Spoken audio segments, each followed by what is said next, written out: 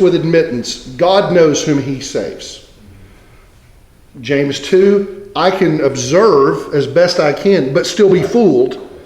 Remember, when Judas Iscariot was sent out, the other 11 didn't go, yeah, but he's the betrayer. He fooled them. He didn't fool Jesus. We can be fooled, and I admit that. But based on what I can see, that gives me confidence to either affirm you as a brother or not. And again, I can be wrong. So in the case of the man in 1 Corinthians 5 who is having a sexual relationship with his father's wife, and we think that means his stepmother. It's creepy even if it's his mom, it's horrible, but it's still, ugh. Even the unbelievers are like, hey, you don't do that. Here's the thing. How does he respond to that? Because Paul says, I've turned him over to Satan for the destruction of his flesh. Why? Because if he comes back broken, then this did its work. So you always do church discipline in the hope that there will be repentance and restoration. Absolutely. And if you're not doing, well, we're doing discipline to get him, then you need to be disciplined. Right. How the person responds to the discipline. Pastor, yeah, I was wrong. God has broken my heart over it. And I've gone to him. And I've asked for his forgiveness. And now I'm coming to you.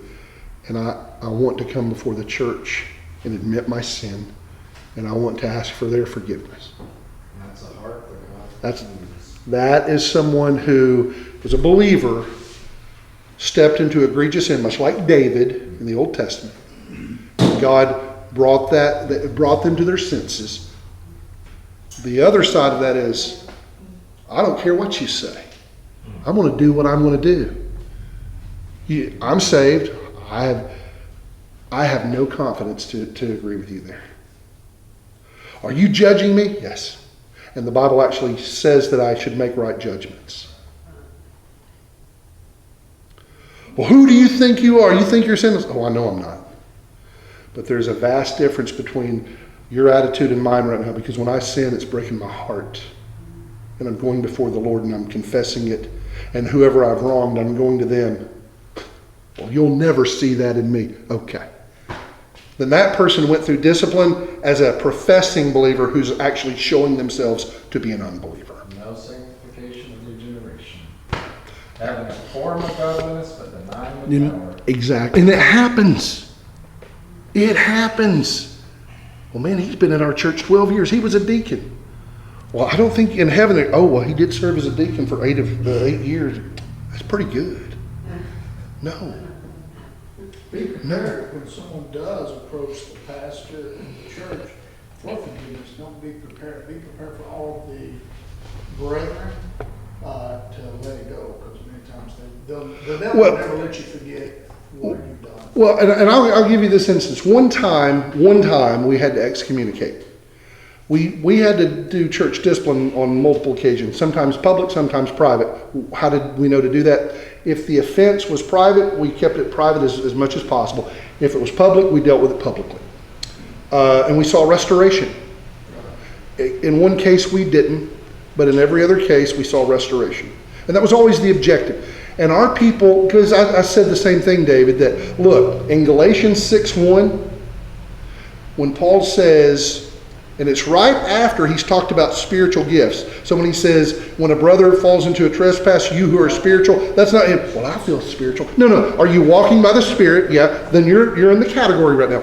You who are spiritual, restore such a one in a spirit of gentleness, lest you too be tempted. Today, you're restoring the brother. Tomorrow, you might be the one being confronted. And that's just the reality of it. So, I see churches split.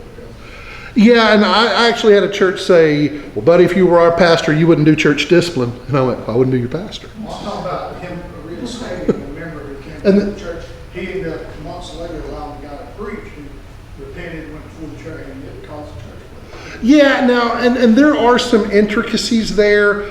For instance, we had a gentleman that went through public discipline, and it was a very serious offense. Every position he stepped down from, he was going to be removed. And when he went through the process of restoration that took really about a year, he came to me, he said, brother, I'm not asking for anything. And he'd been coming to the church. Said, but I just want you to know that I'll serve in any way. If you need somebody to take the garbage off, he goes, but I understand that you're not going to put me back in the classroom. I said, yeah. And you know what? He served in multiple ways, and it wasn't what he had once served in before, but he said, I don't mind that. And the church embraced him. And he never made demands. I actually have a friend who did church discipline on a guy, and the day that they restored him at the business meeting, he goes, Pastor, I got some things I want to say. They had to put him right back under discipline like that. He goes, we we forgave him, we restored him. You're under discipline again. So I'll tell you what, let's take a break because I've got more to teach tonight. I want to give time to Dr. John.